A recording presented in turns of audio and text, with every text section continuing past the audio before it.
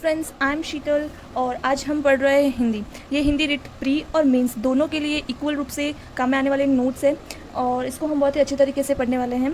तो इससे आपकी प्री और मेंस दोनों की तैयारी होगी एकदम सटीक और साथ साथ। मैंने खुद ने इस नोट्स को ही फॉलो किया था, जो मेरे खुद के नोट्स है, जो आपको प्री में तो आपको पूरे के पूरे मार्क्स दिलाएगा ही, मेंस में भी ये पूरे के पूरे 18 नंबर की होने वाले हैं, क्योंकि इसमें ग्रामर हिंदी की और प्लस इसमें हिंदी की शिक्षण विद्या भी इंक्लूड है। हिंदी कंप्लीट होने के बाद में मैं पढ़ाऊंगी साइकोलॉजी और डेली का 1 घंटा हम मैथ्स के क्वेश्चन सॉल्व करेंगे ताकि मैथ्स भी साथ में आपकी कंप्लीट हो जाए। तो इस तरीके से आपका जो है रिट प्री तो हमारा टारगेट होगा और उसके साथ में हम मेंस की भी बेसिक तैयारी कर लेंगे। तो इस तरीके से हमारा प्री प्लस मेंस दोनों का कोर्स जो है इक्वल रूप से साथ में चलता रहेगा। तो स्टार्ट करते हैं हम हिंदी, और हिंदी ग्रामर से हम करते हैं शुरू। सो चलिए, हमने शुरू किया है भाषा।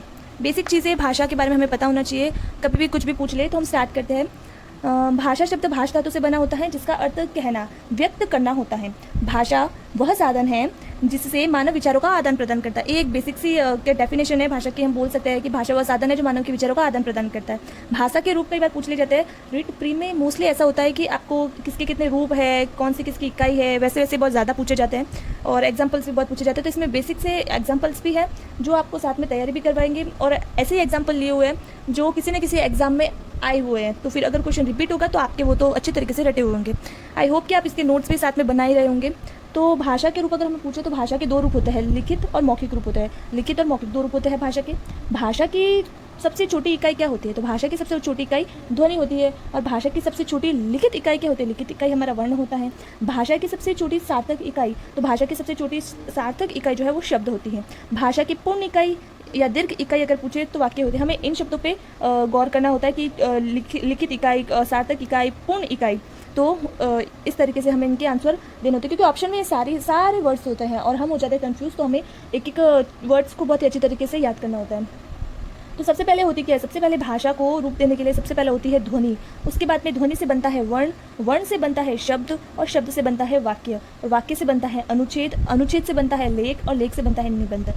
ये लाइन तो हमें इस तरीके से याद रखनी होती है, क्योंकि हमें पूछ ले कि भाषा का क्रमबद्ध निर्माण कैसे होता है, तो हमें ये याद होनी चाहिए। क्योंकि बहुत सारे ऐसे या इतने या फिर इतने कितने भी ऑप्शन में दिए हुए होते हैं, तो हमें इनको सेंटेंस जो शब्द है उनको सही सही क्रम में ऐसे जमाना पड़ता है। तो हमें अच्छे तरीके से ये याद होना चाहिए। एक बार नज़र डाल लेते हैं भाषा की उत्पत्ति के बारे में। इतना नहीं पूछा जाता है क्योंकि रिट प्री है और ये एग्ज़ाम बोर्ड करवाता है, तो हमें इतना डीपली नहीं पूछेंगे आई होप, लेकिन हमें थोड़ा बहुत छोटा मोटा याद रहना चाहिए, क्योंकि हमारे सब्जेक्ट में हमारे सिलेबस में एक सब्जेक्ट है हिंदी, और हमें हिंदी की उत्पत्ति थोड़ी बहुत याद होनी ही चाहिए। तो हिंदी जो शब्द है वो सिंधु शब्द से बना है, हिंदू शब्द। और हिंदू में एक प्रत्यय लगा है, एक ईरानी प्रत्यय है जो हिंदू शब्द में लगा है। तो एक हिंदू में एक लगने से क्या हो गया? हिंदी हो गया। हिंदिक में ई प्रत्यय लगा, हिंदी में ई प्रत्यय लगने से हिंदी बना। आज हमारा टॉपिक है संज्ञा। संज्ञा क्या है? सबसे पहला क्वेश्चन यही आता है कि संज्ञा क्या है। संज्ञा क्या है? ऑप्शन में ये आ गया कि किसी व्यक्ति, वस्तु, स्थान या भाव के नाम का बोध कराने वाले शब्द संज्ञा है। दूसरा ऑप्शन में आ गया संज्ञा विकारी शब्द है। आप क्या करेंगे? क्या आप ये ऑप्शन देख के कन्फ्यूज़ नहीं होंगे? डेफिनेटली होंगे। क्यों? क्योंकि अगर आपने नहीं पढ़ा होगा तो आप कन्फ्यूज़ होंगे, लेकिन जब आपका क्लियर है कॉन्सेप्ट तो आपको कौन कन्फ्यूज़ कर सकता है? आइए चलिए देखते हैं संज्ञा क्या है।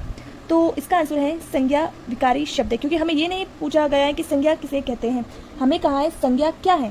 तो संज्ञा क्या है? संज्ञा एक विकारी शब्द है।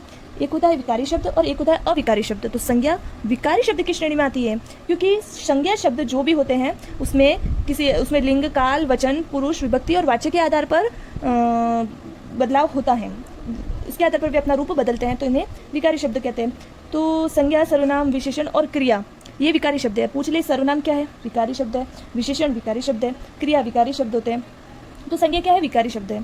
संज्ञा का शाब्दिक अर्थ क्या होता है? तो संज्ञा का शाब्दिक अर्थ, अगर शाब्दिक अर्थ का मतलब होता है कि शब्द का अर्थ क्या होता है, तो शब्द का अर्थ हम जानने के लिए शब्दों का हम करेंगे विच्छेद। तो संज्ञा शब्द जो है वो सम प्लस ज्ञा से बना हुआ है, जिसका अर्थ होता है सभी का ज्ञान, अर्थात सम्यक ज्ञान। वे विकारी शब्द जो किसी व्यक्ति, वस्तु, स्थान या भाव आदि के नाम का बोध करवाने वाले शब्द होते हैं वे संज्ञा कहलाते हैं। ये डेफिनेशन है जो हमें अच्छे तरीके से बचपन से याद है। संज्ञा के प्रकार, तो संज्ञा के मोटे तौर पर 3 प्रकार होते हैं: व्यक्तिवाचक संज्ञा, जातिवाचक संज्ञा, भाववाचक संज्ञा। संज्ञा 3 प्रकार की होती है अगर हमें पूछ ली जाए तो। जबकि जातिवाचक जो संज्ञा है उसके दो प्रकार और होते हैं, समुदायवाचक या समुच्चयवाचक संज्ञा और दूसरी होती है द्रव्यवाचक संज्ञा। ये समुदायवाचक संज्ञा और द्रव्यवाचक संज्ञा जातिवाचक संज्ञा के प्रकार होते हैं। व्यक्तिवाचक संज्ञा, जब हम इसके जो प्रकार है उसको और डिटेल्स में पढ़ते हैं तो चलिए, व्यक्तिवाचक संज्ञा किसे कहते हैं? व्यक्तिवाचक संज्ञा। तो आपको एक ही बार में ये कॉन्सेप्ट समझ में आ जाएगा कि व्यक्तिवाचक संज्ञा जो कोई पर्टिकुलर नाम होता है, किसी भी चीज़ का पर्टिकुलर नाम एक व्यक्तिवाचक संज्ञा का बोध करवाता है। जैसे कि किसी व्यक्ति का नाम, किसी भी व्यक्ति का नाम डेफिनेटली उसका ही नाम होगा, तो ये व्यक्तिवाचक संज्ञा में आ गया।